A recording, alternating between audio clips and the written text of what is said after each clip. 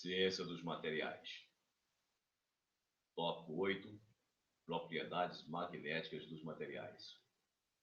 Vamos tratar, neste tópico, de uma breve introdução dos conceitos básicos das propriedades magnéticas dos materiais, diamagnetismo, paramagnetismo, ferromagnetismo, antiferromagnetismo, ferrimagnetismo, influência da temperatura no comportamento magnético, domínios e esterese, anisotropia magnética, materiais magnéticos moles, materiais magnéticos duros, e vamos concluir com a supercondutividade.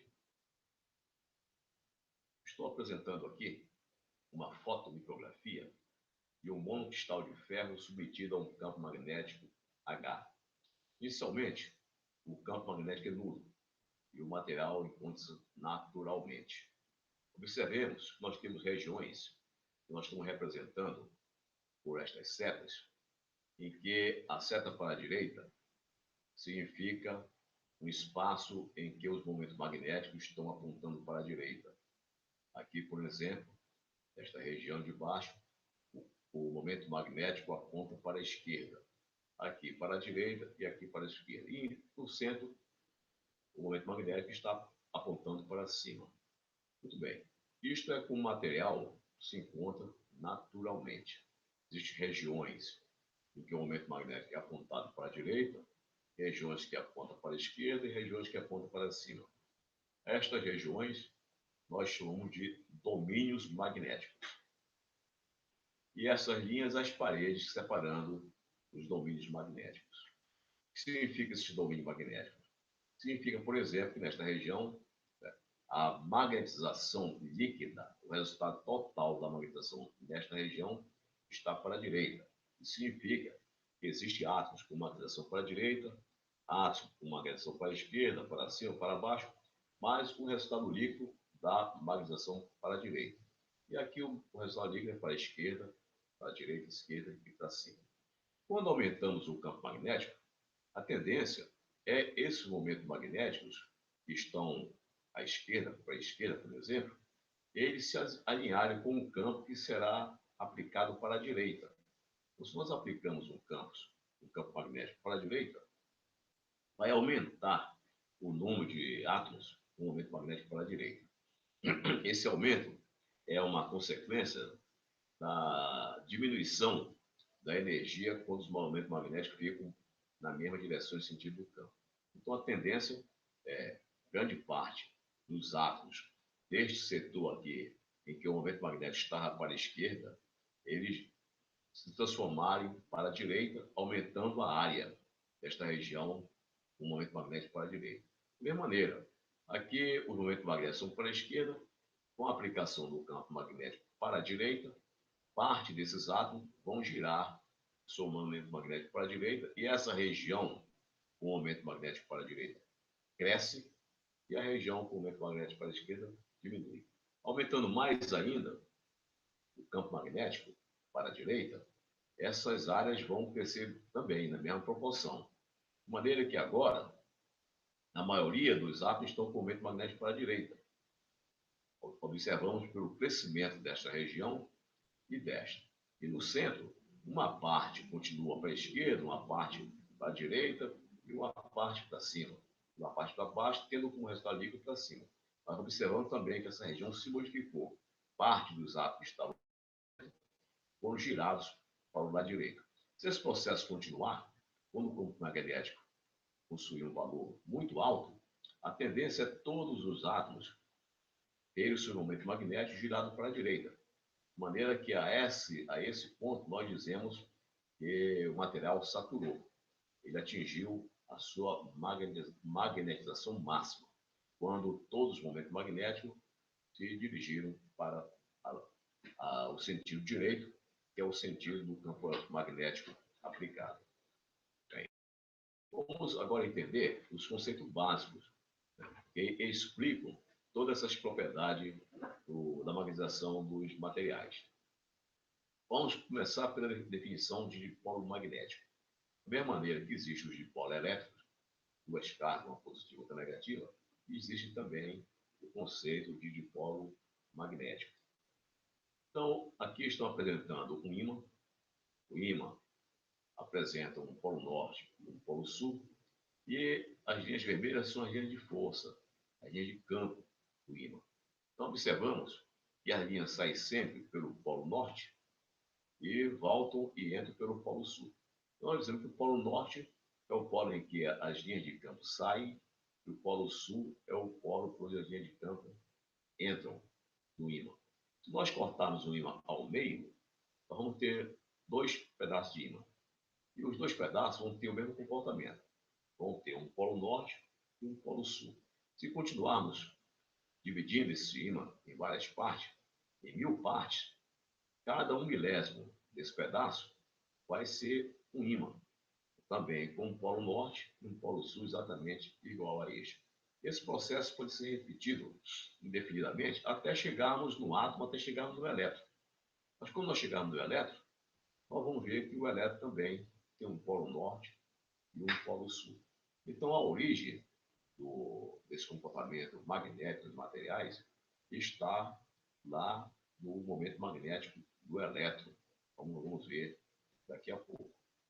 Aqui apresentamos uma espira com uma corrente elétrica, e a corrente elétrica passando ao longo da espira, ela também gera um campo magnético. Esse campo magnético tem essa propriedade.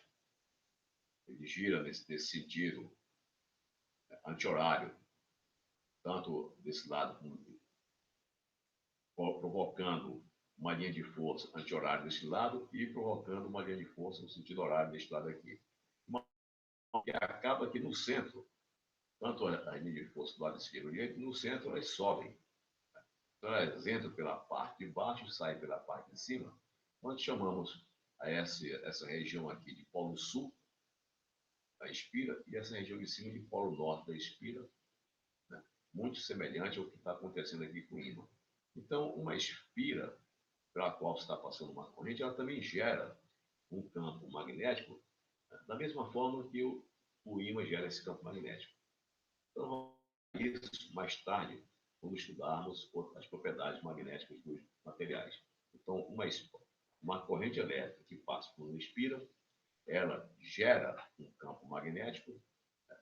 Um fluxo magnético que entra por este lado aqui, por exemplo, e sai pelo lado de cima. O lado de baixo é chamado polo sul, por onde entrou o fluxo de campo magnético, e o lado de cima é chamado polo norte, onde saiu o fluxo de campo magnético. Muito bem. Os vetores campo magnético estão associados com a corrente. Então, veja, vamos imaginar aqui uma espira que tem um comprimento L e tenha N voltas. Ela dá N voltas aqui até conseguir um comprimento L. Por ela passa uma corrente. Essa corrente, por sua vez, ela gera um campo magnético. Ela gera esse campo magnético H. Muito bem. Esse campo magnético H, por sua vez, induz esse campo magnético, eu chamo de indução, ao longo desse eixo vermelho aqui, na mesma direção e sentido do campo H, campo externo H, e multiplicado por esta constante proporcionalidade aqui. Se nós colocarmos um material dentro desta espira, este núcleo aqui de ferro, por exemplo, o que vai acontecer? Nós vamos ter a mesma corrente passando no fio, um campo magnético externo H, só que essa indução agora vai ser diferente desta aqui. Aqui nós tínhamos o vácuo. Aqui tinha um vácuo, chamei essa constante de zero, em relação ao vácuo. E aqui eu vou ter um material, o ferro, por exemplo, formando esse núcleo, eu chamo essa constante de μ. Então, a indução produzida nessa situação em que existe um núcleo de ferro, por exemplo, dentro da espira, é diferente do que acontece aqui no vácuo. Então, nós definimos, né, o campo magnético, ele é dado por essa expressão, que pode ser deduzida facilmente, onde N é o número de voltas que a espira dá em torno desse eixo vermelho, o I é a corrente e o L é o comprimento da espira. A indução magnética, que está aparecendo aqui, ela é dada pelo produto de μ vezes H. E no caso que está no vácuo, esse μ é chamado permeabilidade do vácuo, μ0 do vácuo. No caso aqui, deste μ seria a permeabilidade do material que está formando esse núcleo. Se for ferro, por exemplo, então seria a permeabilidade do ferro. A permeabilidade relativa é definida por uma razão entre a permeabilidade do material e a permeabilidade do vácuo. Então, a permeabilidade relativa do núcleo que está aqui dentro desta espira, pode ser um cilindro de ferro, é dado pela razão entre a permeabilidade deste cilindro e a permeabilidade do vácuo. A magnetização M é definida desta forma aqui. Definida dessa forma, onde a indução magnética é dada por μ0H mais μ0M. Então, se o material tem magnetização, essa indução vai ser modificada pela magnetização própria do material. A suscetibilidade magnética, esse M, é definida desta forma. Magnetização é igual a suscetibilidade magnética vezes o campo magnético. Ou, usando essa definição, nós podemos também escrever que a suscetibilidade magnética é dada pela permeabilidade relativa menos 1. Então, são algumas informações rápidas a respeito dos vetores do campo magnético. Bem, agora, onde está a origem da magnetização? A origem da magnetização está no átomo, está no elétron. Então, vamos imaginar aqui um átomo em que nós temos um núcleo positivo e, em torno dele, um elétron girando uma carga negativa. Quando o elétron gira com uma certa velocidade em torno do núcleo, ele gera um momento magnético orbital. Ele gera um momento magnético orbital por quê? Porque o movimento desse elétron, ao longo dessa trajetória em torno do núcleo, esse movimento gera uma corrente elétrica. Então, existe uma corrente elétrica em torno desse núcleo, ao longo dessa trajetória branca, que é devido ao movimento do elétron. Muito bem. Essa corrente elétrica, por sua vez, gera um campo magnético. Gera um campo magnético, entra, por exemplo, pela parte de baixo, sai pela parte de cima. Esse campo magnético é o que representa o que nós chamamos de momento magnético orbital deste átomo. Então, o movimento do elétron em torno do núcleo gera o que chamamos de momento magnético orbital. Então, aqui está uma das origens da magnetização dos materiais. Vem o movimento dos elétrons em torno do núcleo, gerando momento magnético orbital. Por outro lado, o próprio elétron também tem o seu momento magnético intrínseco. Nós representamos, classicamente, esse momento magnético, dizendo como o elétron gira em torno do seu próprio eixo, esse fato de ele girar em torno do próprio eixo também gera um momento magnético. E esse momento magnético, devido ao giro do elétron em torno do seu próprio eixo, é o que chamam de momento magnético elétrico. Entretanto, essa analogia não tem consonância com a realidade. De fato, não existe esse giro de elétron em torno do seu próprio núcleo. Isso é uma invenção para que nós possamos fazer uma analogia com a física clássica. O fato é que o elétron possui intrinsecamente um momento magnético que independe desta hipótese que ele gira em torno do núcleo, do eixo dele. Ele tem um momento magnético intrínseco que nós chamamos de spin. E esse momento magnético intrínseco é uma propriedade que tem origem na mecânica quântica. Não tem explicação clássica para isso. Então, nós devemos aceitar que o elétron possui uma propriedade intrínseca dele, como é a carga elétrica, como é a massa do elétron, são propriedades intrínsecas, chamada spin. E este spin representa o momento magnético eletrônico. Então, não há analogia entre o momento magnético eletrônico ou qualquer outra propriedade da física clássica. Então, nós dizemos o seguinte, nós temos aqui duas contribuições para o momento magnético dos materiais. Uma que vem do movimento orbital do elétron em torno do núcleo, e outra devido ao próprio spin do elétron, que é uma propriedade intrínseca do elétron. A soma dessas duas contribuições é que vai dar o movimento magnético dos átomos que constituem o material. E daí a magnetização do material. Os tipos de magnetismo são o diamagnetismo, o paramagnetismo, o ferromagnetismo, o antiferromagnetismo e o ferrimagnetismo, que vamos estudar cada um em detalhe, separadamente. Vamos começar com o diamagnetismo. O magnetismo, nós representamos uma situação como essa. Quando o campo magnético é zero, não existe momento magnético nos átomos. Todos esses átomos aqui possuem um momento magnético nulo. Quando ligamos um campo externo, aplicamos um campo magnético externo, nós observamos. Esse campo magnético externo polariza a nuvem eletrônica do átomo e gera um momento magnético do átomo. Então, gera um momento magnético do átomo, cujo sentido é paralelo, cuja direção é paralela ao campo magnético aplicado e o sentido contrário ao campo magnético aplicado. Muito bem. Se o campo desligar, volta à normalidade. Volta ao momento magnético ser nulo de todos os átomos. Então, nessa situação, nós dizemos que a aplicação do campo magnético induziu no material um momento magnético com a direção e sentido contrário ao do campo magnético aplicado. Essa situação chamamos de diamagnetismo. A permeabilidade relativa do Mi desse material é menor do que M0. A permeabilidade desse material é menor do que a permeabilidade do vácuo. A densidade do fluxo é dada por M0 vezes H, né? No caso do vácuo. E no caso desse material, é B menos B.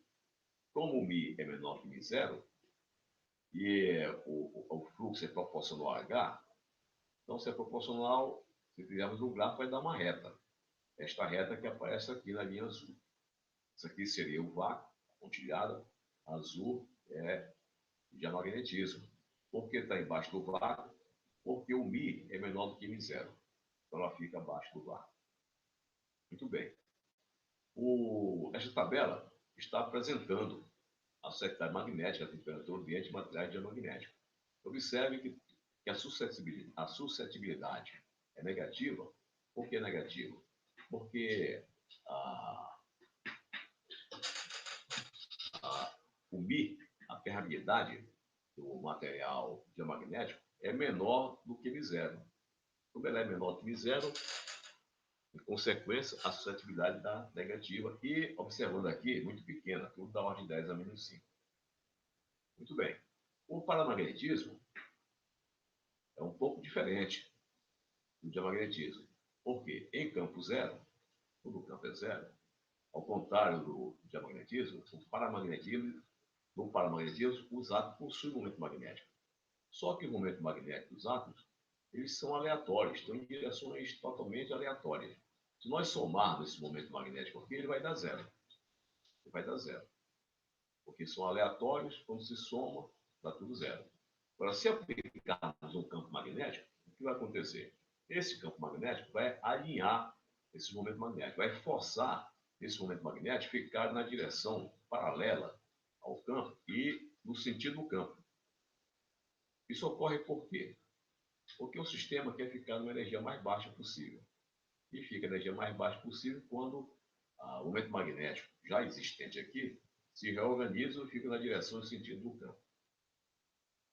São valores também pequenos. Então, aqui, nós temos uma situação em que a permeabilidade, Mi, é maior do que M0. A densidade de fluxo dá para essa expressão. Como o Mi é maior que M0, então a linha B vai ser superior à linha B0. Estou fazendo aqui o gráfico vermelho, representa o material paramagnético. Como o Mi é maior que M0, ficou acima da linha do vácuo. Então, abaixo da linha do vácuo, nós temos o diamagnético, e acima da linha do vácuo, nós temos o paramagnético. E nesta tabela, apresentamos a suscetibilidade desses materiais, observamos que todas são positivas. Por quê? Porque a permeabilidade desses materiais é maior do que a permeabilidade do vácuo. Também são números pequenos. São números pequenos. Pequenos, mas positivos. Agora vejamos o caso mais importante, que é o ferromagnetismo. O ferromagnetismo ocorre devido à interação dos momentos magnéticos dos diferentes átomos que constituem a rede cristalina, que constitui o material. Eu estou pegando dois átomos. Este átomo tem um momento magnético, num certo sentido, por exemplo, para cima, e este átomo aqui, por exemplo, está com o momento magnético para baixo, digamos assim, a temperatura é maior do que a temperatura crítica. Tudo bem. Mas esses dois momentos magnéticos, eles interagem um com o outro. Eles interagem e sempre no sentido de baixar a energia. Baixar a energia. Como é que baixa a energia? A energia baixa quando o momento magnético deles estão na mesma direção. Direção contrária, energia mais alta, e uma direção representa energia mais baixa. Muito bem. Então, quando a temperatura é muito alta, o banho térmico ele transfere calor para o material, transfere energia para o material, e os momentos magnéticos vão ficar totalmente aleatórios. Vão ficar em estados energéticos mais altos, e uns vão ficar para cima, outros vão ficar para baixo, uma situação totalmente aleatória. Conforme nós vamos baixando a energia, a tendência é o quê? A energia de interação entre os dois momentos magnéticos irem prevalecendo em relação à energia térmica. Quando prevalece em relação à energia térmica, ou seja, a energia de interação entre eles, a energia que quer fazer com que eles virem e fiquem no mesmo sentido, é maior do que a energia térmica, o material vai se tornar um magnético, um material magnético. Então, para a temperatura acima de uma certa temperatura, chamamos crítica, o material é não magnético. Eles apontam em sentidos contrários. Mas quando a temperatura é abaixo desse valor crítico, eles apontam na mesma direção. Por quê? Porque abaixo dessa temperatura, a energia de interação entre os momentos magnéticos ficou maior do que a energia devido ao calor, né? As excitações térmicas.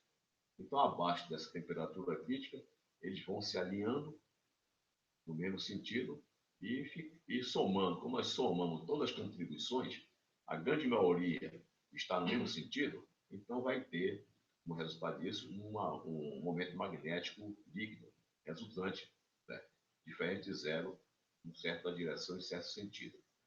E isso ocorre quando? Quando eles conseguem alcançar a energia mínima possível para o sistema a uma certa temperatura. Muito bem. Então, aqui, por exemplo, o campo é zero. Quando o campo é zero, por exemplo, estamos com um material nessa situação aqui, mesmo campo zero, temperatura muito baixa, mesmo campo zero, temperatura muito baixa, estão todos aliados no mesmo sentido. De onde veio esse alinhamento? Que o campo é zero. Bom, esse alinhamento veio da interação entre eles. Cada um átomo olha para o seu vizinho, né, e pede para ele ficar na sua direção. E o que vai acontecer?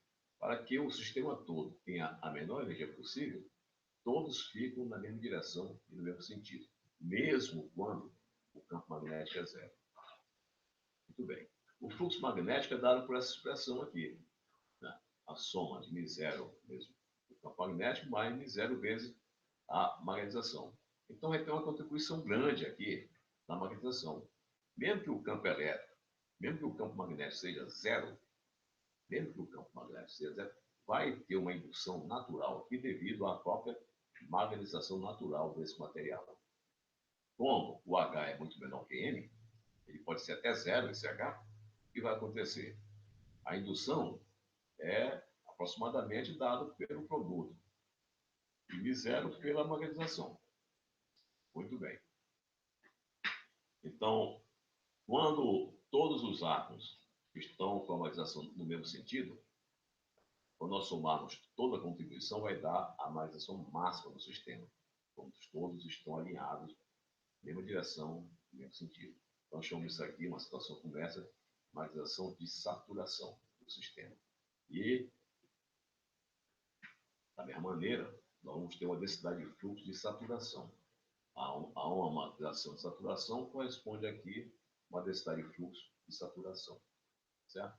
Onde o Ib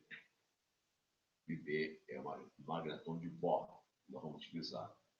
Então, o momento magnético líquido por átomo multiplicado pelo número de átomos presentes. Então, se eu quero achar que é a magnetização de saturação, o que eu faço? Eu pego o momento magnético de cada átomo e multiplico pelo número de átomos que existe na amostra.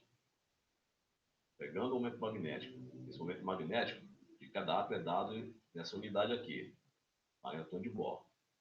Por exemplo, aqui tem, vamos supor que aqui tem 1, 2, 3, 4, 1, 2, 3, 4. Tem 16 átomos. Com todos eles estão apontados para a direita, no mesmo sentido, então a magnetização vai ser 16 vezes o magnetron de Bohr, que é a unidade da magnetização. Muito bem. Vamos fazer um exemplo para fixar o que nós acabamos de comentar. Vamos calcular duas coisas. Primeiro, letra A magnetização ms de saturação e B, a densidade do fluxo de saturação para o níquel. Muito bem. Então, nós queremos, para um material chamado níquel, calcular a magnetização de saturação e o fluxo de saturação. O que eu faço? Quais são os dados que nós temos? A primeira coisa que eu vou resolver o problema é organizar as informações que nós temos a nosso favor. O que nós temos? O momento magnético líquido para cada átomo de níquel. Eu vou numa tabela periódica apropriada e vejo lá qual é o momento magnético líquido para cada átomo de níquel. É 0,6 magnetron de Bohr. 0,6 magnetron de Bohr. Isso aqui eu pego uma informação da literatura. Eu vou também na literatura e observo qual é a densidade do líquido. Por uma tabela periódica e vejo que a densidade do líquido é 8,9 gramas por centímetro cúbico. Não foi dado aqui, mas nós vamos na literatura e pegando esses valores. Por outro lado, o magnetron de Bohr é dado por 9,27, 10,24, 10 metros quadrados, e o misério é dado por 4 pi, 10 Henry por metro. Nós temos esse conhecimento aqui, esses dados da literatura. Eu vou falar o seguinte, letra A. A magnetização de saturação é dada por essa expressão aqui. É o valor do momento magnético de cada átomo multiplicado pelo número de átomos que nós temos por metro cúbico. Bom, eu já sei que a magnetização por átomo, no caso do níquel, é 0,6 vezes o magnetron de Bohr. E N, que aparece aqui, é o número de átomos por metro cúbico, que eu não tenho. Mas nós aprendemos a calcular isso nos tópicos anteriores. Vamos calcular, né, o número de átomos por metro cúbico de um material. Nós usamos essa expressão aqui, onde o Rho é a densidade material, no caso aqui a densidade do níquel, Na é o número de Avogadro, o A é o peso atômico do elemento químico, no caso aqui o peso atômico do líquido. Aí, a densidade eu tenho, que é 8,916 gramas por metro cúbico, densidade do níquel. O número de Avogadro é dado. Agora aqui é o peso atômico do níquel. Eu vou na tabela periódica e vejo que o peso atômico vale isso. Então eu pego esses dados, coloco aqui e calculo o N. Então o N dá 9, dá 13 vezes 10, 23 átomos por metro cúbico. Agora, conhecendo o M, eu venho para cá e calculo a magnetização de saturação. Vai dar 5,1 vezes 10 elevado a 5 ampere por metro. Muito bem. Agora partimos para a letra B. A letra B, quanto vale a indução de saturação? É simples. É só multiplicar μ0, já conhecemos, vezes esse último resultado que está aqui, da magnetização de saturação. Fazendo essas contas, nós encontramos que a indução de saturação é 0,64 Tesla. Por isso, resolvemos o primeiro exemplo. Muito bem, vamos ao antiferromagnetismo. Aqui nós estamos mostrando um óxido de manganês. O oxigênio, ele tem uma propriedade que é o seguinte. Nós temos no átomo um momento magnético devido orbital e o momento magnético devido à propriedade intrínseca do elétron, que é o seu spin. E o momento magnético total do átomo é a soma dos dois. O momento magnético orbital mais o momento magnético do spin. Acontece no oxigênio, O2-, esses dois momentos magnéticos se cancelam. Então, o momento magnético resultante do oxigênio é zero. Então, o oxigênio não tem momento magnético. Ora, o manganês ele tem um momento magnético. E nessa rede, do óxido manganês, nessa rede, nós temos cada átomo de manganês, ele está envolvido nos seus primeiros vizinhos e possui momento magnético contrário ao dele. Por exemplo, vamos olhar para esse átomo de manganês. Ele tem um momento magnético para cima. Se nós olharmos o primeiro vizinho dele à direita, é para baixo. Se nós olharmos o primeiro vizinho à esquerda, é para baixo, contrário ao momento magnético dele. Aqui em cima, o vizinho de cima também tem um momento magnético para baixo, contrário ao dele. E o vizinho de baixo também tem um momento magnético para baixo, contrário ao dele. Então, o manganês, dentro desse composto, ele tem essa propriedade. E os primeiros vizinhos deles, todos têm momento magnético no sentido contrário ao dele. Isso vai afetar as suas propriedades. Então, nos íons de oxigênio, valência 2-, momento magnético de spin orbital e orbital se cancelam. Nos íons de manganês, 2+, o momento magnético de spin orbital e o orbital somam-se com a predominância do momento de spin. Então, tem um momento resultante aqui, distribuído da forma como eu estou mostrando nessa figura. Ou seja, que dois íons adjacentes têm momentos magnéticos antiparalelos. Se eu olhar este com este está para cima e este está para baixo. Se eu olhar este com este está para baixo, este está para cima. E assim sucessivamente. Quando o campo magnético é nulo, se nós somarmos todos esses átomos, todo esse momento magnético, um cancela o outro. Esse cancela esse, esse cancela esse, esse cancela esse, esse cancela esse, assim vai. Mas é que a soma total dá zero. Então, apesar de cada átomo aqui de manganês ter momento magnético, mas a soma total dá zero porque estão intercalados, da forma que eu estou apresentando aqui. Então, quando o campo magnético é zero, não tem magnetização, porque a soma total do momento magnético é zero. Agora vejamos o ferromagnetismo. Bom, no ferromagnetismo, vamos olhar este exemplo aqui da ferrita. A ferrita Fe2 ou 4, a gente pode olhar de outra maneira, desta forma que tem aqui. E, de fato, a ferrita tem uma propriedade interessante. Ela possui os átomos de ferro, tanto na valência 2+, como na valência 3+, em ambas situações. Então, tem regiões do espaço, por exemplo, que aqui é formado um octaedro, temos essa região aqui que forma um octaedro, e temos essa região aqui que forma um tetaedro. E nas regiões onde tem octaedro, tem situações em que o íon de ferro é o 2+, e tem outra situação que o de ferro é ferro 3+. Então, nós temos duas valências, ao mesmo tempo, no mesmo espaço, né? Na mesma amostra. Então, tem regiões no espaço aqui da ferrita e o ferro tem valência 2+, e tem outras posições que o ferro tem valência 3+. De maneira que nós dizemos que a ferrita ela tem uma valência misturada. Ela tem a valência 2+ misturada com a valência 3+. Muito bem.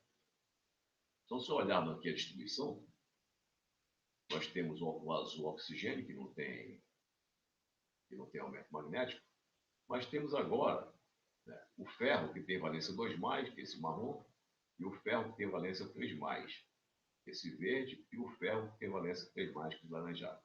O marrom e o verde, o ferro está numa distribuição formando octaedro, uma distribuição octaedro. E a valência 3+, ela está numa distribuição tetraédrica. E olhando para essa tabela, vamos verificar o seguinte. Como é que está distribuído o momento magnético no ferro 2+ e 3+, já que o oxigênio não tem momento magnético? O2, nesse caso, não tem momento magnético.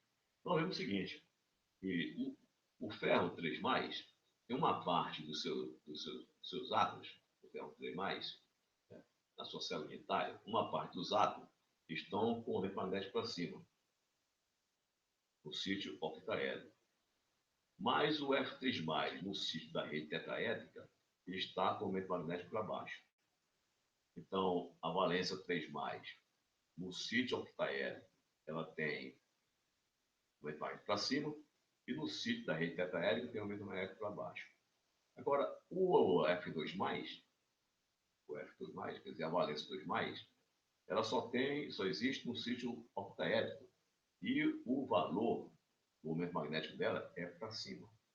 Agora, observemos aqui, quando nós somarmos o momento magnético do sítio da rede octaédrica da valência 3+, com os momentos magnéticos do sítio da rede tetraédrica da valência 3+, elas se cancelam. O que significa? Que o ferro, a valência 3+, não contribui para a magnetização. É um cancelamento completo. Por outro lado, a valência 2+, só existe no sítio de rede octaédrica. Não tem na tetraédrica. Então, quando soma, vai ter aqui o momento magnético resultante para cima. Então, o material fica, né, com o momento magnético resultante para cima, com cancelamento de todos os átomos com valência 3+. A parte do octaédrico está para cima, a parte do tetraédrico está para baixo. Isso cancela e dá completamente nulo. O que sobreviveu foi apenas o ferro com valência 2+, que está situado no sítio octaédrico. Muito bem. Então, vejamos aqui, nesta tabela, o momento magnético líquido para 6 cátions. Nós vamos usar mais tarde essa tabela aqui. Então, por exemplo, o ferro 3+, ele tem um momento magnético 5 vezes o magnetron de Bohr. Nós estamos usando como unidade o magnetron de Bohr. Tá? Essa coluna aqui é o momento magnético de spin líquido. Resultante. O ferro 2+, é menor, tem 4 magnetrons de Bohr. O manganês 2+, tem 5 magnetrons de Bohr. O cobalto tem 3, o níquel tem 2, e o cobre 2+, tem 1 magnetron de Bohr. Então vejo que a magnetização de cada átomo muda de um átomo para outro, e o mesmo tipo de átomo muda de acordo com a sua valência. É óbvio. E depende da valência, você tem mais um elétron ou menos um elétron. Que vai contribuir mais ou menos para a magnetização. Nesse caso aqui, né, a perda, um elétron, o ganho de um elétron aqui fez com que essa valência ficasse 2+, fez diminuir aqui o magnetron de Bohr.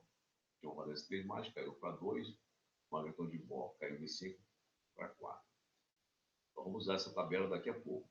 Então, vamos ver o exemplo 2. Esse exemplo 2, nós queremos calcular a magnetização de saturação para a ferrita, dado que cada célula unitária cúbica contém 8 íons de ferro com valência 2+, e 16 íons de ferro com valência 3+, e que o comprimento da aresta da célula unitária é 0,839 nanômetro. Muito bem. Então, conhecendo esses dados, queremos saber qual a magnetização de saturação da ferrita. Bom, esses dados aqui, a célula unitária da ferrita é um cubo cujo lado é 8,29 vezes 10,9 metros, que eu tirei daqui de 0,839 nanômetro, que dá em metro esse valor.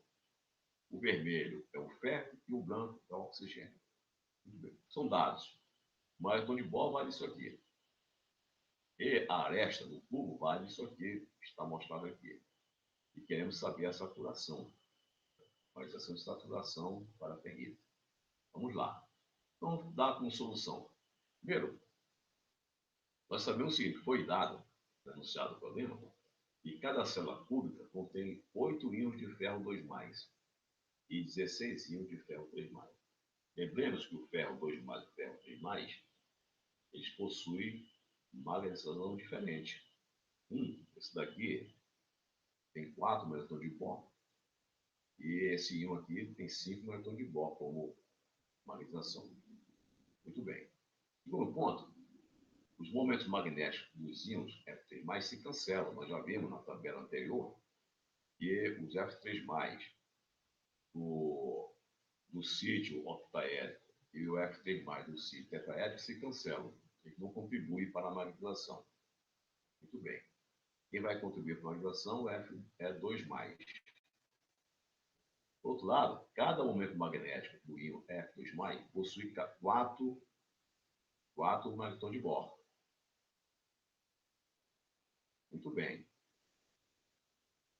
Então, nós vamos precisar deste número para multiplicar pelo número de ferro 2+ que tem na célula unitária. Cada célula unitária tem 8 íons de ferro 2+. Esse número aqui nós vamos multiplicar por esse valor, que é o valor da magnetização de cada íon para dar a magnetização total da célula unitária. Então, vamos fazer. Portanto, cada célula unitária possui 4 vezes, esse 4 está aqui, 4 magnetons de Bohr, vezes o número de átomos, o número de íons de ferro com valência 2+, na célula unitária, que é 8. O número é 8. Então, fica 4 vezes 8. Então, o total dá 32 magnetons de Bohr. A nossa unidade aqui é o magneton de Bohr. Então, com isso, nós temos que a magnetização vale isso, 32 magnetons de Bohr. Agora, vamos partir para o volume da célula unitária. O volume da célula unitária é dado por isso aqui. Pc é igual ao cubo. O valor que nós obtivemos aqui foi o quê? A magnetização de uma célula unitária, da 32 IB. Então, vamos calcular o volume que dá isso. Agora, com o volume, eu vou ter a magnetização de saturação. O que é? 32 MB dividido pelo volume da célula unitária. Quando eu faço isso, eu pego esse número, coloco aqui, onde o MB vale esse número que está aqui, 9,7 até 24. E aqui embaixo, eu coloco o volume da célula unitária, que é a aresta ao cubo. Faço essa continha e dá em torno disso aqui, de 5 vezes 10 de 4 ampere por metro, a magnetização de saturação. Magnetização de saturação da ferrita, cuja origem toda é os íons de ferro com valência 2+. Muito bem. Então, vamos ao terceiro exemplo, que é o seguinte. É um projeto. Projete um material magnético à base de uma ferrita mista, com estrutura cristalina cúbica, igual àquela que acabamos de fazer, e possua uma magnetização de saturação de 5,25 vezes 10 a 5 ampere metro. Então, aquela deu em torno de 5. O que nós queremos agora? Nós queremos pegar aquela ferrita e colocar alguma impureza nela para gerar um novo material que tenha uma magnetização de saturação de acordo com o valor do projeto. Qual é o valor do projeto? 5,25 vezes 10 elevado a 5. Então, nós queremos fazer um novo material que tenha a magnetização de saturação dada por esse número aqui, diferente daquele 5,1 que achamos anteriormente. Então, o que nós vamos fazer é o seguinte. Nós vamos tirar, na célula unitária, vamos tirar uma certa quantidade de átomo de ferro 2, ferro com valência 2+, e substituir por um outro tipo de átomo, que tenha mais ou menos o mesmo diâmetro, que é para não alterar o tamanho da célula unitária. É o mesmo diâmetro. E tenha a mesma valência. Então, se esses átomos, né, são átomos de ferro com valência 2+, nós vamos tentar colocar, por exemplo, manganês com valência 2+. Então, vamos tirar uma certa quantidade de átomo de ferro que tem na célula unitária, e colocar átomo de manganês com valência 2+. Com valência 2+, né, para poder tentar crescer o valor da magnetização de saturação. O que vamos fazer? Então, vamos pegar a ferrita pura, tem esse valor aqui, a magnetização de saturação. Para aumentar a magnitude da saturação, o que vamos fazer? Vamos aumentar esse valor de 5,1 para 5,25. Vamos substituir uma certa quantidade X de ferro, 2+, por uma quantidade X de manganês 2+. Por que não vamos fazer isso? Porque o manganês 2+, tem maior momento magnético. Como é que vamos fazer isso? Vamos olhar aqui para a tabela, aquela tabela. Então, observando aqui a tabela, que o ferro 2+, tem um momento magnético 4 magnetons de Bohr. E o manganês 2+, com a mesma valência, tem 5 magnetons de Bohr. Então, se eu tirar uma certa quantidade de ferro 2+, e colocar manganês 2+ no lugar, vai crescer a magnetização do material. E, portanto, vai crescer a magnetização de saturação. Agora, é preciso saber quanto é esse valor de átomo que eu vou substituir. Então, vamos fazer aqui o quê? Uma substituição de átomo de ferro 2+ por manganês 2+. E a conta é simples. Vamos tirar uma porcentagem X de ferro 2+, e colocar uma mesma porcentagem X de manganês 2+. Para cada átomo que nós tirarmos de ferro, temos que colocar a mesma quantidade de átomos de manganês, para deixar a rede, a célula unitária completa. A mudança vai ocorrer na magnetização. Por quê? Porque o manganês tem o momento magnético 5, magnetron de Bohr, e o ferro tem 4. Nós não podemos substituir, por exemplo, pelo cobalto. Nem pelo cobalto, nem pelo níquel, nem pelo cobre 2+. Por quê? Porque eles têm um momento magnético menor do que o ferro 2+. Então, nós não vamos conseguir aumentar a magnetização. Também não podemos substituir pelo ferro 3+, porque o ferro 3+ tem valência diferente do 2+. Não é possível substituir no mesmo sítio 2+ pelo 3+, porque o ferro 3+ pertence a outros sítios da rede. Estou fazendo um cálculo simples aqui.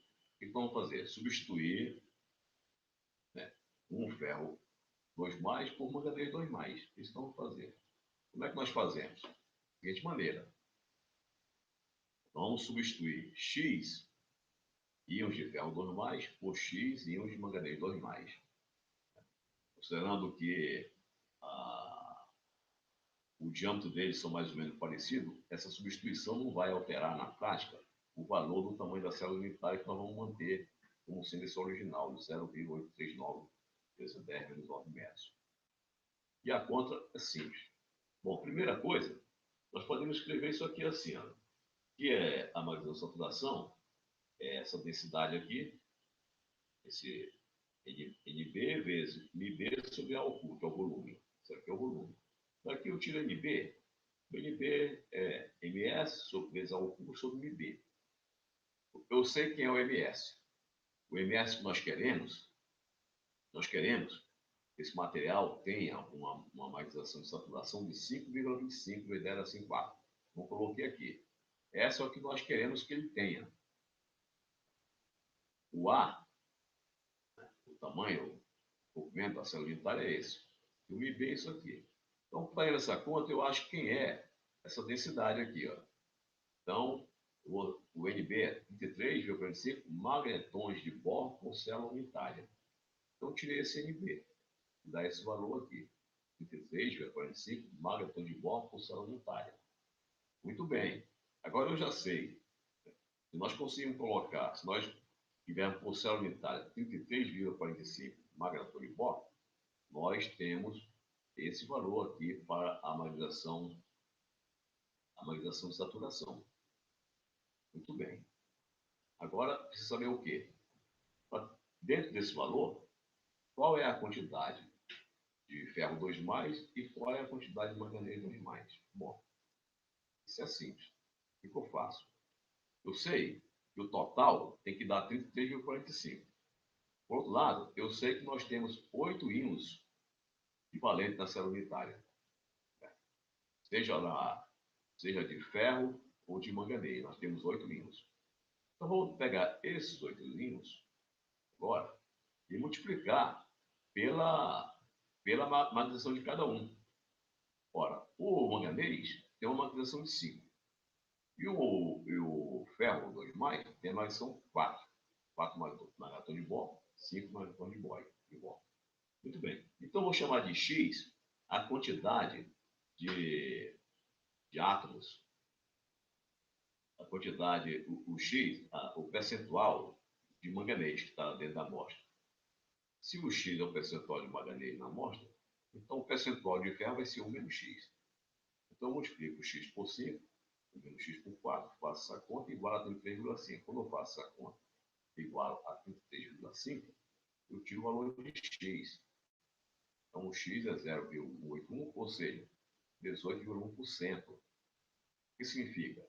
Significa que nós colocarmos em cada célula unitária 18,1% de íons de manganês 2+, em substituição ao ferro 2+, nós obtemos um novo material, que é uma mistura de íons de ferro, de átomo de ferro e átomo de manganês, um material com esta magnetização de saturação, 5,25 Então, essa é a forma de nós projetarmos um material que tenha uma determinada magnetização de saturação de projeto. Bem, vamos ver agora a influência da temperatura no comportamento magnético. E influencia muito. O que eu falei no gráfico da magnetização de saturação pela temperatura. Aqui o vermelho para o ferro puro e o azul para a ferrita. Então vejam que a temperatura alta, a magnetização é zero para todos eles. A temperatura acima de 800, por exemplo, 800 graus Celsius, a magnetização é zero. Ora, vamos olhar o ferro puro. Quando vai baixando a temperatura, quando chega aqui em 780, mais ou menos, o que acontece? A magnetização começa a crescer. Ela cresce, até saturar. O que significa isso? Quando baixa a alta temperatura, os íons estão todos com um momento magnético aleatório. Estão todos dançando para cima, para baixo, para a direita, para a esquerda. De maneira que, quando faz a soma desses vetores todos, ela dá zero. Porque ela está distribuída aleatoriamente. Mas, embora ela esteja distribuída aleatoriamente, mas sobrevive aquela interação entre os íons. Os íons, eles interagem entre si, querendo se alinhar um com o outro, querendo todos ficar na mesma direção. Por quê? Porque é quando todos estão na mesma direção que o sistema encontra sua energia mais baixa.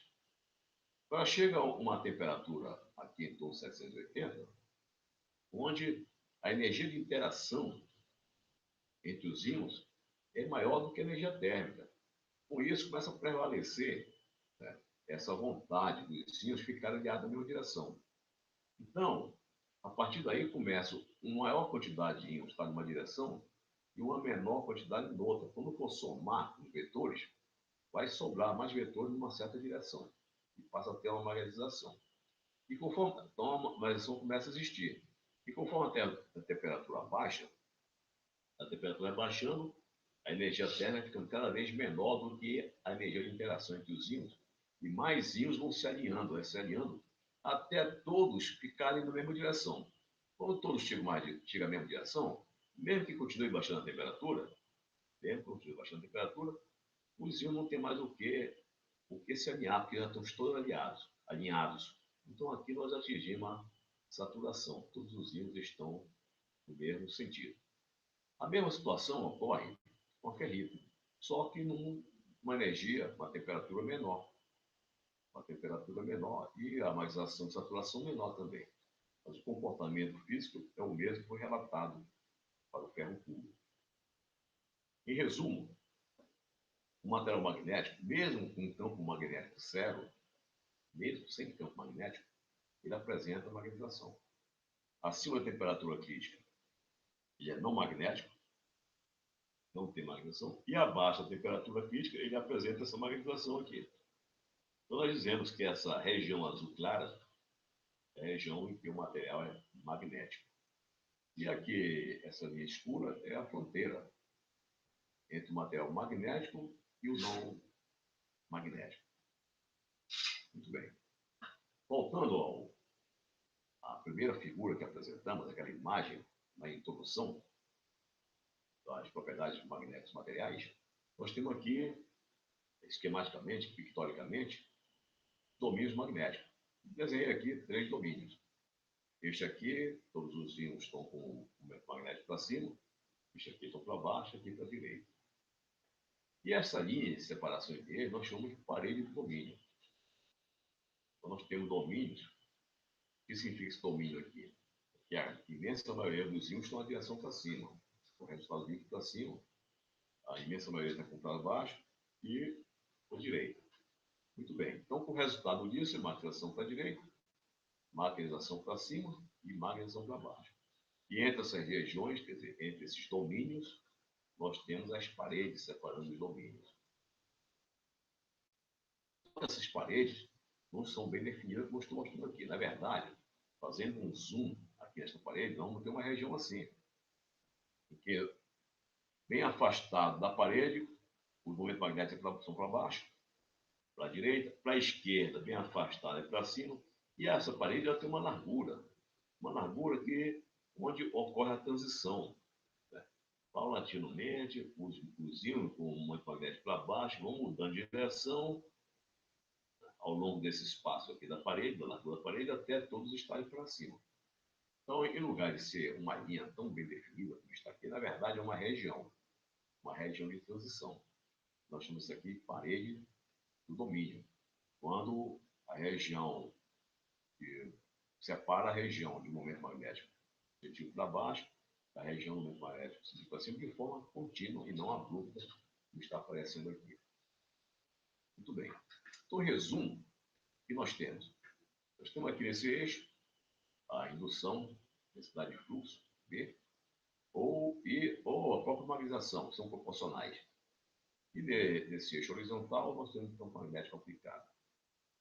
E quando aplicamos o campo magnético e medimos a magnetização, ela apresenta uma curva genérica parecendo um S, como escrito aqui. Parecendo esse um S. Aqui no início do S, perto do campo magnético zero, bem aqui perto, a magnetização ela é proporcional ao campo magnético. Então, é essa linha reta que tem aqui, bem no iníciozinho, que é proporcional ao campo magnético. E o valor dessa tangente aqui, tangente dessa reta, é o μ. O μ desse ponto aqui. μ instantâneo, né? Esse ponto que está aqui. Muito bem. Então, esse μ é a permeabilidade inicial, nesse ponto inicial aqui em que nós aplicamos o campo magnético. Permeabilidade. Agora, quando vai aumentando o campo magnético, rapidamente a magnetização cresce. Ela cresce por quê? Porque quando vai aumentando o campo magnético, os íons, o momento magnético, vão virando na direção do campo, na direção do sentido do campo. Vão virando. E no início, tem muitos e muitos íons que não estão na direção do campo. Muitos íons. Pelo menos a metade não está na direção do campo. Quando aplicamos no campo, uma grande parte vira e dá esse aumento enorme aqui. Depois, chega a partir de um certo valor do campo, continua crescendo o campo, mas a magnetização deixa de crescer com rapidez, não vinha crescendo antes. Por quê? Porque já tem menos íons para virar. A grande maioria já virou. Então, como tem menos íons para virar, mesmo aplicando mais o campo, a quantidade de íons é pequena e vai saturar. Chega aqui e saturou. Então, só um resumo do que nós vimos até agora. E, da mesma maneira, aqui os domínios vão crescendo. Esse domínio, com mais ou menos na direção para a direita, vai crescendo, até que todo mundo esteja, toda a amostra esteja com o momento magnético para a direita. Foi crescendo à medida que o campo magnético foi crescendo. Essa área desse tamanho, passou para esse tamanho, passou para esse, e aqui finalmente ficou todo mundo alinhado. O campo magnético quando saturou. Quando a magnetização saturou. Muito bem. Agora vamos ver a aplicação do campo.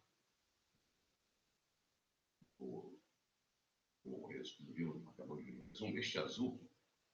Nós estamos aplicando o campo magnético externo e aqui a curva da magnetização. essa curva da magnetização ela cresce, ela sai do zero, vai crescendo rapidamente, como nós vimos há pouco, até chegar nesse ponto de saturação aqui. Quando nós voltamos agora ao campo, agora eu vou diminuir o campo de novo, até chegar em zero, o que vai acontecer? A curva de magnetização, ela não volta pelo mesmo caminho que ela fez inicialmente. Ela volta por cima. Quando o campo é zero, ela tem esse resíduo aqui.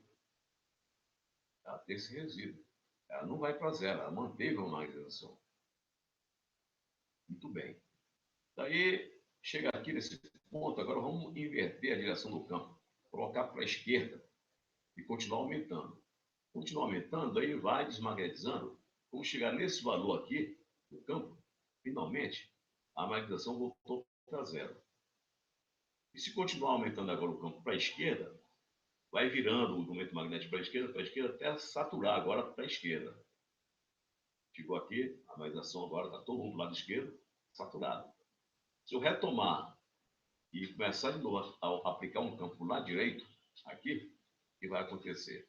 A magnetização de novo vai aumentando, aumentando, aumentando, mas não vem pelo centro. Vem por aqui até chegar na saturação onde nós tínhamos no início, inicialmente.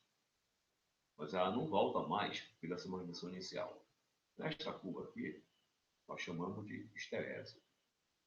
E ela não volta pelo seguinte, porque quando ela cresceu, foi aumentando o campo, ela foi crescendo. Chegou aqui, diminuímos o campo. Agora, diminuiu o campo, a gente usa um botão. Tira o campo, zero o campo, anula o campo. Pode fazer isso rapidamente. Mas o material, que agora está magnetizado tudo numa direção, não é porque nós desligamos o campo magnético que ele automaticamente vira todo mundo para o normal que ele estava anteriormente, quer dizer, o estado aleatório, que era zero. Não é isso. Por quê? Porque a natureza tem o tempo dela. Ela relaxa a forma dela. Então, esses materiais, os átomos lá dentro, estão interagindo. Quando deixou de existir o campo, eles estão interagindo e continuam interagindo no sentido de voltar ao que era. Só que eles não voltam no mesmo tempo. Voltam mais devagar. Então, quando o campo é zero, eles não conseguiram ficar totalmente aleatória, no sentido de continuaram numa direção preferencial. Por isso tem essa magnetização aqui. Então, essa esterese existe em função do tempo de resposta do material. Ele se desorganizou e ele trabalha numa forma diferente daquela que nós fizemos a ida. Então, a volta vai depender de como o material vai responder quando se retira o campo. Então, tem materiais que têm esse ciclo de magnetização mais largo, tem outros que têm esse ciclo de magnetização mais estreito. Podemos fazer também assim, começar um processo, essa curva de magnetização, e antes de saturar, diminuir o campo. Quando nós antes de chegar na saturação, diminuir o campo, vai ter esse círculo aqui. Se nós estivermos retornando aqui, chegar aqui nesse ponto, retirar o campo de novo, vai apresentar esse ciclo. Então, sempre vai ter um ciclo de esterese, independente do ponto onde nós terminarmos, deixarmos de aplicar o campo magnético. Então, resumo. Materiais ferromagnético e ferromagnético e ferromagnético tem esta curva aqui, de fluxo ou de magnetização. E o diamagnético, o paramagnético, é uma reta. O paramagnético, essa reta tem um coeficiente angular maior, e o diamagnético tem um coeficiente angular menor, mas ambos são representados por uma reta. E o ferromagnético e o ferromagnético são representados por esse S aqui, que é característica de materiais que têm um momento magnético bem definido e interagem entre si. Mas eles apresentam uma certa anisotropia magnética. E de onde vem essa anisotropia magnética dos materiais? É o seguinte, os materiais, eles dependem muito da direção dos planos cristalinos. Então, se o campo magnético, por exemplo, está aplicado normal a um certo plano cristalino, eu vou ter uma curva de magnetização. Se tiver normal a outro plano cristalino, dependendo do material, eu vou ter outra curva de magnetização. Então, aqui, a curva azul é para o níquel. Essa de baixo aqui, quando o campo magnético está aplicado em relação à superfície 100. A segunda linha, da superfície 110, e na terceira linha, essa superfície 11. Esse 1 representa os planos que nós estamos considerando. O ouro-ferro é a mesma coisa. Dependendo da superfície em relação ao qual o campo magnético está sendo aplicado, nós podemos esta ou esta. Então, a esses materiais que têm comportamento de magnetização diferente, de acordo com os seus planos cristalinos, nós dizemos que eles apresentam anisotropia magnética. Não haveria anisotropia magnética se aplicasse qualquer que fosse o plano como referência e a cor de magnetização desse a mesma. Como é diferente é porque nós dizemos que o material é anisotrópico. Muito bem. Então, definimos também os materiais magnéticos moles, aqueles materiais que a curva esterese é estreita, isso significa que o material absorve pouca energia magnética. Por quê? Porque a energia magnética é proporcional ao produto, né, da indução magnética pelo campo magnético. Então, uma certa proporcionalidade. Essa proporcionalidade, então, está associada com a largura. Essa energia, então, está associada com essa largura aqui, com essa área. Quanto menor for essa área, menor é a energia, né, armazenada. Aqui são dados de propriedade ativa para vários materiais magnéticos moles. E o material, a composição percentual deles, a permeabilidade relativa inicial, a densidade do fluxo de saturação, a perda por esterese, o ciclo, né, de energia, joule por metro cúbico, que joule por metro cúbico, ou R por centímetro cúbico, que é 270, 400, etc. E aqui é a resistividade.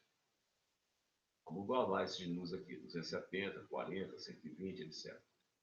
Bem, e aqui os materiais duros. Os materiais duros é aquele, a cor vermelha aqui, são aqueles em que esse ciclo de esterese é muito largo. Então, aqui apresentando, para efeito de comparação, o caso do magnético duro e dentro, estreitinho, o magnético mole, só em termos de comparação. E aqui, os dados, a mesma tabela que mostrei anteriormente. Aqui a composição, remanência. O que é remanência?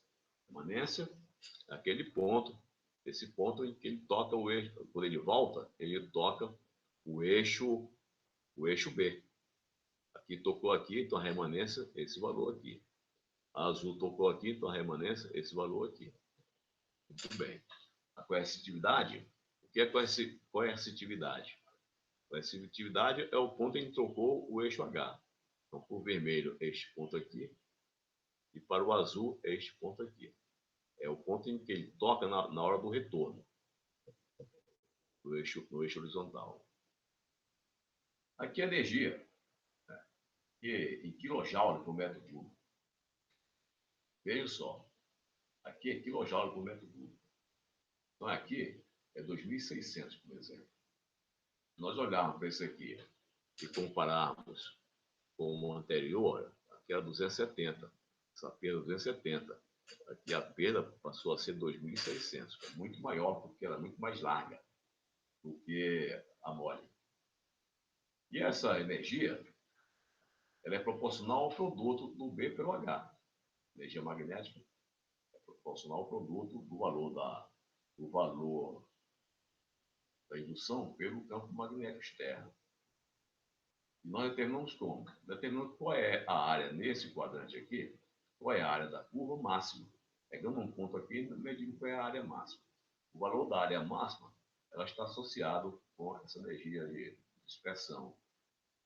E qualquer outro ponto, por exemplo, esse caso aqui, se eu pegar BD vezes HD, esse ponto, BD é esse valor aqui, o HD é esse valor. Se eu fizer isso, pegar essa área, comparar com esta aqui, Isso aqui vai ser sempre maior. Então, nós definimos essa área como uma área máxima, pegando qualquer ponto embaixo da curva dentro desse quadrante esquerdo superior. Bom, então, para concluir, vamos ver a supercondutividade. A supercondutividade, ela tem origem em 1911, com a descoberta de Onnes, na Holanda. Onnes era um pesquisador que trabalhava com baixa temperatura. Então, naquela época, atingir baixas temperaturas nos laboratórios era um grande desafio. E ele conseguiu baixar a temperatura quando ele fez o hélio. E o hélio liquefaz a 4,2 Kelvin. Então, ele conseguiu atingir essa temperatura, nessa região aqui. Muito bem. Então, nessa temperatura, dentro dessa região aqui, de 4,2 Kelvin, mais ou menos, ele fazendo a medida da resistência do mercúrio, observou que o mercúrio, a resistência dele vinha caindo normalmente, mas quando chega nesse ponto, ela cai abruptamente para zero. Inicialmente, eles acharam que era algum problema nos equipamentos de medida, mas depois de refletir muitas vezes, chegaram à conclusão que realmente isso aqui era uma resposta física do sistema. Eles concluíram que realmente, baixando a temperatura, a resistência caia para zero. Então, naquela época, eles não estavam buscando descobrir supercondutores. O que eles estavam buscando era técnicas para baixar a temperatura. E eles conseguiram baixar bastante a temperatura. E aproveitaram para medir a resistência elétrica dos materiais. E se surpreenderam com esse resultado aqui. Que a uma certa temperatura, a resistência do mercúrio é para zero. Depois fizeram com vários materiais. Tinha vários materiais que tinham um comportamento semelhante. Então, abaixo de uma certa temperatura, que é chamada temperatura crítica, a resistividade dos materiais cai para zero. Esse comportamento foi dado o nome de supercondutividade, que conhecemos até hoje. Muito bem. Então, é um exemplo típico, né, de dois materiais, o material normal e o material supercondutor. O material normal, aqui nós estamos mostrando a resistividade elétrica e aqui a temperatura. O material normal, a resistividade tem esse comportamento. Ela vai caindo, vai caindo, vai caindo, conforme baixando a temperatura, até saturar numa constante aqui. Ela não vai para zero. Vai ter esse valor aqui, certa constante. Muito bem. Mas esse material que Onnes observou, esses materiais que eles mediram, eles tinham esse comportamento. Ia baixando a temperatura, a resistividade ia caindo, caindo, caindo. Mas quando a temperatura chegava a um certo valor, que eles chamaram de temperatura crítica, a resistividade caía abruptamente para zero. Então, o supercondutor tem essa propriedade. Uma certa temperatura, chamada temperatura crítica, a resistividade cai para zero abruptamente, enquanto no metal normal, ela vai diminuindo e vai para uma constante. Então, essa é uma propriedade dos supercondutores. Mas uma outra propriedade que os supercondutores têm, que os metais não têm, é o conhecido como efeito Meissner. O que é esse efeito? Esse efeito é o seguinte: eles observaram que abaixo dessa temperatura crítica, além da resistividade cair abruptamente para zero, ocorre que o campo magnético dentro do supercondutor é expulso. No metal normal, acabamos de ver, nós colocamos um núcleo de ferro dentro daquela espira. No metal normal, quando nós aplicamos um campo magnético, lá no dentro do material também tem um campo magnético. Dentro do material tem um campo magnético que é representado por aquela indução magnética. Muito bem. Mas observaram o seguinte, que nos supercondutores, no seu interior, não existe campo magnético. Então, nós dizemos que o campo magnético é expulso no interior do supercondutor. Por que é expulso? Porque acima da temperatura crítica existia. Existia porque acima da temperatura crítica, o comportamento do material é de um metal comum, metal normal. Só abaixo da temperatura crítica que ele muda de comportamento. A resistividade é para zero. E também, ele muda de comportamento porque o campo magnético fica zero dentro do metal, dentro do material. Como assim uma temperatura crítica? Existia campo magnético. E abaixo da temperatura crítica não existe? Significa o quê? Que quando baixou a temperatura, o campo magnético foi expulso de dentro do supercondutor. Então, nós dizemos, uma das propriedades do condutor é que o campo magnético é expulso no seu interior. Não fica no seu interior. Por mais que você aplique o campo magnético no material, ele não penetra. Tem uma reação dentro do material que expulsa esse campo magnético e nós vamos ver por que isso ocorre. Muito bem. Então, no condutor normal, nós submetemos a um campo magnético.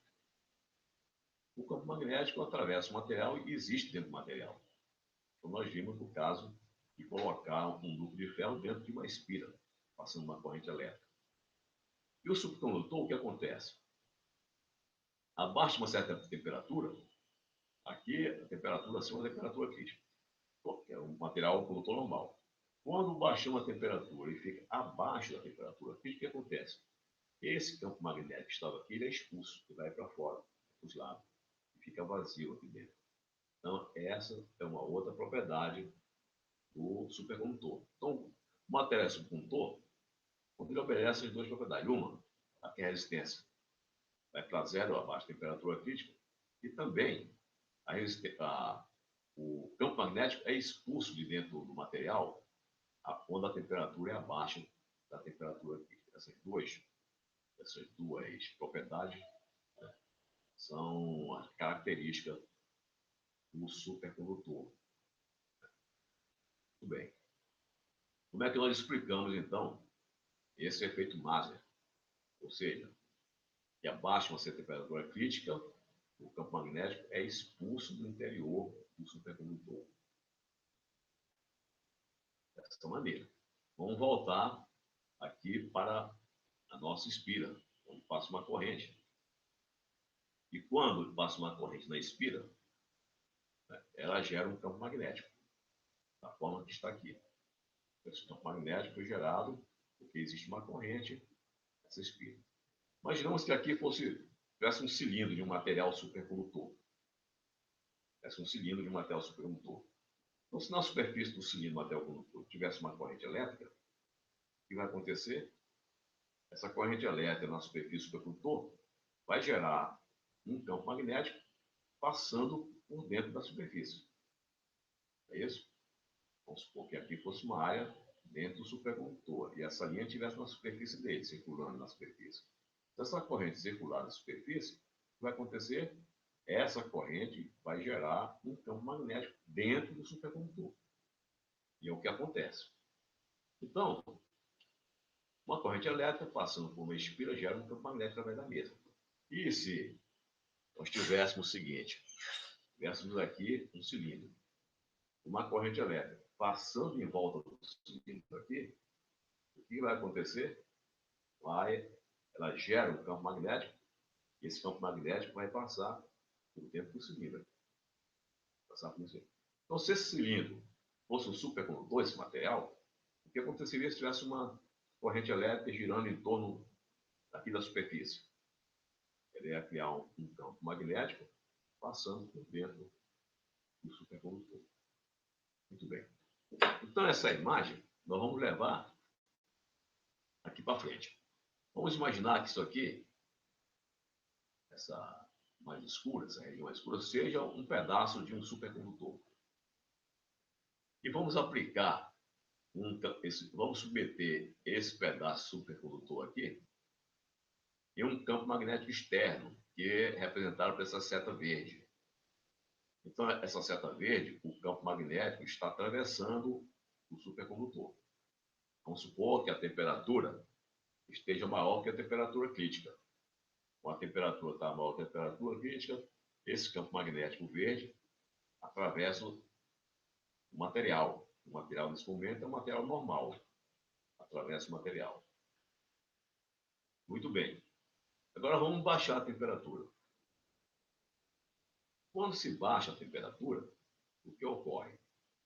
Quando vai baixando a temperatura, à medida que o material vai se transformando em supercondutor, cria-se uma corrente elétrica em torno da superfície dele. Essa corrente elétrica azul aqui. E essa corrente elétrica vai aumentando à medida que vai baixando a temperatura. Quando chega na temperatura crítica, essa corrente elétrica aqui, ela tem um valor alto suficiente que cria um campo magnético atravessando por dentro o supercondutor. E esse campo magnético é justamente essas linhas de força vermelha que está aparecendo aqui, e para o lado de fora ela está indo para o lado direito, mas no lado de dentro ela está indo para a esquerda. Mesma coisa daqui, do lado de fora ela está indo para a direita, mas dentro vai para a esquerda. Então observe que essa corrente elétrica que é gerada na superfície do supercondutor, quando a temperatura é mais baixa que a temperatura crítica, ela cria um fluxo de campo magnético dentro do supercondutor, entrando por esse lado da direita e saindo pela esquerda. O que vai acontecer?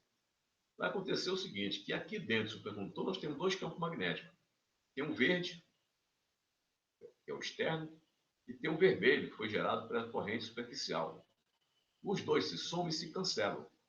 Esses somam e se cancelam, e por essa razão anula o campo magnético do supercondutor. Que é a mesma coisa que dizer que a supercondutividade, na presença do campo magnético externo, gerou essa corrente e expulsou o campo verde de dentro, e foi anulado pelo campo vermelho. De maneira que, como resultado líquido, o campo magnético no interior do supercondutor, devido a essa competição das linhas verde com a linha vermelha, o campo magnético do supercondutor é nulo. Essa é a explicação do efeito Maser, que é uma das características do supercondutor, além do fato que a temperatura abaixo da crítica, a sua resistividade é zero. Muito bem. E tem dois tipos de supercondutores. O 1 e o 2, que nós definimos como o seguinte. Aqui a indução dentro do supercondutor e aqui o campo magnético externo. E aqui o campo crítico. Tem dois campos críticos. Então, veja, tem material que, à medida que vai baixando o campo magnético, a indução vai caindo, mas quando chega aqui a um certo campo crítico, essa indução cai para zero abruptamente. E tem outros tipos de supercondutores que, à medida que vai baixando o valor do campo magnético, a indução também vai caindo, mas vai caindo mais suavemente e vai para zero mais aqui na frente. Então, esse comportamento, primeiro, nós chamamos de supercondutor tipo 1, que foram os primeiros a serem descobertos. Quando descobriram esse outro tipo de supercondutor, chamaram de supercondutor tipo 2. Descobriu teoricamente que depois, experimentalmente, foi observado esse comportamento. Muito bem. Em resumo, isso que nós estamos dizendo aqui, tipo 1 e tipo 2, acima da temperatura crítica, todos os materiais são normais. Então, os materiais são normais, ali, essa região azul clarinha. Abaixo da temperatura crítica, nós podemos ter um supercondutor tipo 1, se for abaixo dessa curva, e se for abaixo dessa curva, um supercondutor tipo 2, e a região entre os dois, existe uma situação mista. Tem uma parte, o material tem uma contribuição tanto tipo 1 como do tipo 2. Bem, o calor específico também é diferenciado. No material normal, o calor específico vai para zero, seguindo aquela lei do Debye, que é proporcional à temperatura elevada ao cubo, que é essa linha que está aqui. Mas, no supercondutor, tem uma diferença. Qual é? Ele, normalmente, ela vem diminuindo exatamente igual. O calor específico vai diminuindo exatamente como acontece no material normal, no metal normal. Mas chega aqui um ponto que, abruptamente, o calor específico sobe, faz esse pique e cai rapidamente para zero. Mais rapidamente do que o material normal. Então, chega a essa temperatura crítica, e ele sobe, criando essa cúspide aqui, e logo em seguida cai rapidamente para zero. Então, o calor específico também sofre essa mudança extraordinária em relação ao material normal. Além disso, nós temos a distribuição da supercondutividade pelo campo magnético. Também, quando nós aplicamos um campo magnético no material supercondutor, a partir de um certo valor, de uma temperatura crítica, a supercondutividade também desaparece. Então, aqui nós estamos colocando o valor do campo crítico em relação à temperatura, dividido pelo campo crítico à temperatura zero, e aqui a razão é a temperatura crítica. Curva é como esta, do lado direito da curva é o material normal, e do lado esquerdo tem um comportamento supercondutor. Isso é um resumo, né? O campo magnético, a temperatura, e aqui a corrente, densidade de corrente. Na região cordiosa, o material é supercondutor. Fora dela, é um material comum. Muito bem. Agora precisamos saber a origem microscópica da supercondutividade. Nós vimos que a supercondutividade foi descoberta em 1911. Mas só na década de 1950, já na segunda metade, 1957, é que foi dada uma explicação correta para as propriedades microscópicas da supercondutividade, as razões microscópicas da supercondutividade. Isso começou em 1950, quando foi observado que a temperatura crítica do supercondutor depende do isótopo, ou seja, depende da massa do íon. E essa dependência, como está aqui, ó, que a massa isotópica elevada ao coeficiente alfa, multiplicada pela temperatura crítica, é uma constante, independente do material. Muito bem. Isso é interessante, porque se depende da massa, significa o quê? Que os íons têm um papel na supercondutividade. Então, a comunidade passou a entender que os íons têm uma importância. E como isso aqui depende da temperatura crítica, depende da temperatura, significa o quê? Que essa propriedade depende da oscilação desses íons, do chacoalhamento, da vibração. É isso? Ou seja, depende dos fones da rede, né? Depende dos graus de vibração dessa rede. Muito bem. Então, para ter uma ideia, apenas isso aqui é uma tabela mostrando várias substâncias e os valores desse parâmetro alfa aqui. E aqui o erro. Okay? Cada material tem um valor, né, esse alfa, dentro de um certo erro aqui. Muito bem. Então vamos fazer o seguinte. Em 1956, um físico chamado Cooper, ele, observando essa constatação que a temperatura crítica do supercondutor dependia, né, da massa isotópica, então ele fez uma análise e fez uma hipótese, e testou essa hipótese. É o seguinte, nós sabemos o seguinte, no metal normal, nós temos os elétrons de condução, que são os elétrons responsáveis pela condutividade do material. Os elétrons de condução ali na banda de condução. E esses elétrons, eles ocupam, né, os níveis energéticos, da menor energia até a mais alta energia, até chegar no último nível. De ocupação, esse último nível nós chamamos de nível de Fermi. Então, desse nível de Fermi para baixo, todos os níveis estão ocupados. Desse nível de Fermi para cima, todos os níveis estão desocupados. Se eu agora colocar mais um elétron ali, esse elétron não pode ocupar um nível abaixo do nível de Fermi, porque já está ocupado e o princípio de exclusão de Pauli proíbe. É um princípio quântico. Então, o que vai acontecer? Se colocar mais um elétron, vai ter que ficar em cima do nível de Fermi, ocupar um nível acima do nível de Fermi. Se eu colocar dois elétrons, vai acontecer uma coisa. Colocar dois elétrons e vão ocupar dois níveis acima do nível de Fermi. Então, o Cooper fez o seguinte experimento. teórico. Fez o seguinte cálculo. Ele considerou que dois elétrons se atraíssem, embora os dois tenham carga negativa, se repelem, mas considerou que os dois se atraíssem. Se atraíssem como? O que vai justificar dois elétrons atraírem? Bom, se dois elétrons se atrairiam, tendo os íons como intermediários.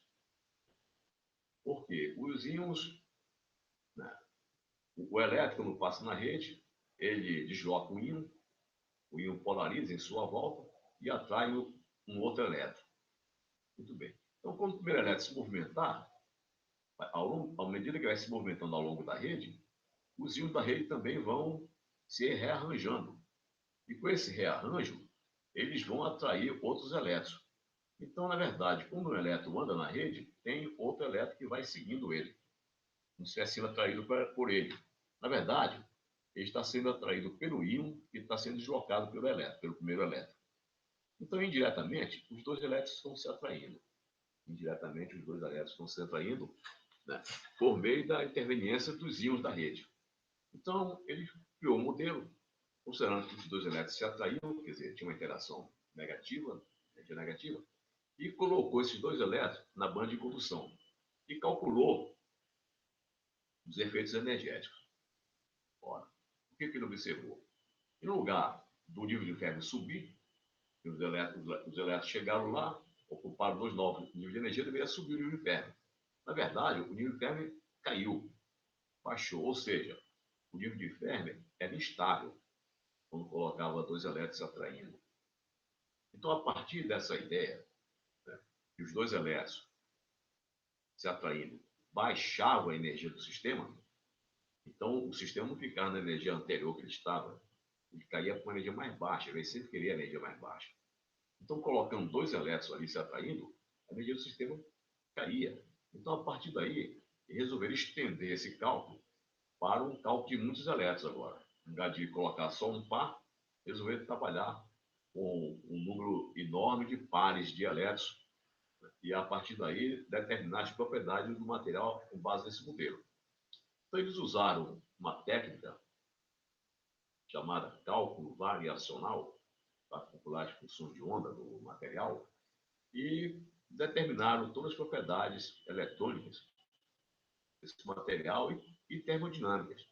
Propriedades eletrônicas e termodinâmicas. E todas essas propriedades que eles calcularam, tanto eletrônica como termodinâmica, elas correspondiam perfeitamente, mas perfeitamente, com os resultados experimentais. E devido a esse cálculo, receberam, os pesquisadores envolvidos receberam o Prêmio Nobel de Física. Bem, então, como a energia do par é menor que a energia de ferro, né, os pares de Hooke formam estados ligados. Então, eles têm que ser levados em consideração. Então, esse trio aqui, o Barney, o Cooper, o Spear, eles fizeram o cálculo de muitos corpos, usando esse modelo, em 1957, já no ano seguinte, que o Cooper constatou essa instabilidade no nível de Fermi, e reproduzindo todos os resultados experimentais. Muito bem. E o que eu estava dizendo? Tem aqui uma rede, íons. No dia que esse elétron passa pela rede, quando ele vai passando, os íons vão sendo atraídos por eles. Quando esse íon aqui é atraído, ele se aproxima e deforma a rede. Quando ele deforma a rede, esses íons que estão aqui atrás também vão alterar a trajetória desse elétron. E o que vai acontecer? Esse elétron vai acompanhar o primeiro. Como ele vai acompanhar? Através da deformação da rede. Ele vai acompanhar o primeiro e, ao fim de tudo, é como se esse elétron aqui estivesse atraindo esse aqui. Nós podemos calcular qual é a interação entre os elétrons através da interveniência desses íons. Então, a esse par de elétrons chama-se par de Cooper, em homenagem ao seu descobridor, o Cooper. Então, esses pares de Cooper, que foram criados no material, colocados no material, e a partir daí, usando o cálculo racional, se calculou as propriedades eletrônicas e termodinâmicas, que reproduziram perfeitamente os resultados experimentais. Muito bem. Então, devido a essa interação, esse material, que normalmente é o metal, e aqui tem o nível de ferro, e abaixo desse nível de ferro todos os níveis são ocupados e acima todos são desocupados, quando se transforma no supercondutor, os pares de Cooper abrem um gap aqui dentro, abre um gap nessa região de nível de ferro. O nível de ferro cai, é instável nessa situação, ele cai uma energia mais baixa, devido à interação dos elétrons com os íons, que nós chamamos de interação elétron-fônus. E esse gap depende da temperatura. Quando essa temperatura está abaixo da temperatura crítica, esse gap é zero até um metal normal. Quando a temperatura está abaixo da temperatura crítica, quando a temperatura está acima da temperatura crítica, esse gap é zero, material normal. Quando a temperatura está abaixo da temperatura crítica, abre o gap aqui. E vai aquecendo até um valor máximo, quando a temperatura é zero. Muito bem. Então, aqui ó, seria um diagrama do gap, o valor de gap, em função da temperatura em relação ao gap no ponto crítico. Então, nós observamos que aqui o eixo temperatura, aqui o eixo do gap, quando a temperatura é crítica dá 1, e quando o gap do crítico, aqui dá 1. Fora dessa curva, o material é um metal comum, e abaixo da curva, ele é um supercondutor. Muito bem. E vamos ver agora a comprovação experimental dessa teoria conhecida como teoria BCS, em homenagem aos seus 3 descobridores. Primeiro, vamos ver como a temperatura crítica varia com a massa atômica. É aquela questão do isótopo. Então, aqui nós temos o mercúrio com vários isótopos, 199, 200, 201, 202, 203. Várias massas de isótopos. Observe que segue perfeitamente aqui essa linha reta, que é o resultado teórico. Bate muito bem com o resultado teórico. Vejamos aqui o calor específico, em função da temperatura. Então, nós fazemos aqui o inverso da temperatura, o calor específico é representado por essa reta, essa linha reta aqui, o teórico. E os pontinhos são resultados experimentais. É perfeito. O resultado experimental e a teoria casam perfeitamente. Aqui é o caso da energia do gap, em função da temperatura crítica. Para vários materiais. Pega a temperatura crítica de vários materiais e plota em função da energia do gap, e olham, elas seguem essa reta. A linha é a teoria e os pontinhos são os resultados experimentais para esses diferentes materiais. Então, o casamento é perfeito. Mas esses materiais, que obedecem à teoria do BCS, são materiais de baixa temperatura, na ordem de 10 Kelvin. Então, desde 1911, descoberta dos supercondutores, até recentemente, na metade da década de 1980, os materiais eram daquele tipo.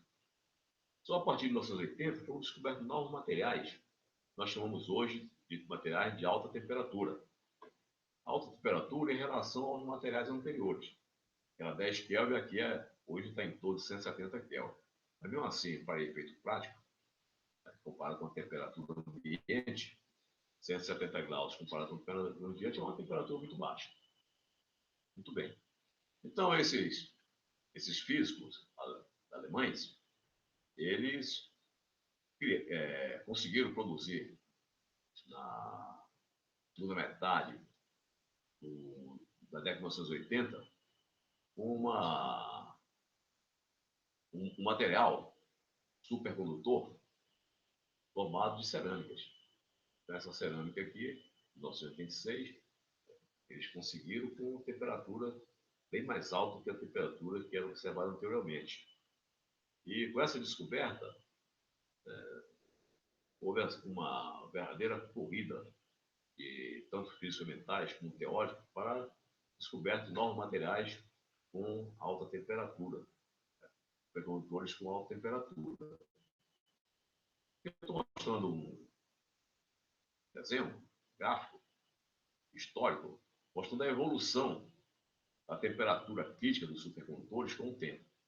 Então, observe, desde 1910, 1911, melhor dizendo, desde 1911 até na década de 1980, o crescimento, a descoberta de novos materiais com temperatura crítica maiores, apresenta uma reta, quer dizer, a temperatura crítica ia crescendo com o tempo ao longo dessa reta aqui. Mas quando chegou em 1986, com a descoberta dessa dupla, o que aconteceu? De repente começou a descobrir materiais, essas cerâmicas, de alta temperatura, então houve um crescimento vertiginoso aqui na temperatura crítica. Quase uma reta vertical, temperatura crítica. Então saímos aqui da temperatura do hélio líquido, e chegando, passamos da temperatura do nitrogênio líquido, que é aqui em torno de 2 graus Kelvin, aqui é em torno de 70 graus Kelvin. Mas isso ainda na década de 80. Mas continuou crescendo e hoje, atualmente, essa temperatura está acima de 170 Kelvin. Mas está no patamar de 170 Kelvin. Espera-se que no futuro surjam novos materiais que produzam temperatura crítica suficiente para que haja maior aplicações tecnológicas, embora já haja aplicações tecnológicas de supercondutores, evidentemente. Mas seria interessante que chegasse à temperatura ambiente para expandir grandemente a aplicação desses novos materiais. Muito bem. Então, com isso, nós encerramos esse tópico, propriedades magnéticas dos materiais. E a partir da próxima semana, nós vamos apresentar o último tópico desta parte do curso, que são as propriedades óticas dos materiais. Entretanto, como existem alunos de diferentes áreas, porque este curso de engenharia de materiais é um curso multidisciplinar, e também considerando que o estudo das propriedades óticas dos materiais é, de fato, o estudo da interação da luz com os materiais, eu resolvi fazer como bônus uma videoaula a respeito da natureza da luz. É um bônus. Não haverá atividades de exercício sobre esse tópico. Mas é interessante que todos assistam essa videoaula e estudem um pouco a literatura para que nós possamos aproveitar ao máximo o tópico que será apresentado na próxima semana das propriedades óticas dos materiais. Então, bons estudos a todos e até o próximo tópico.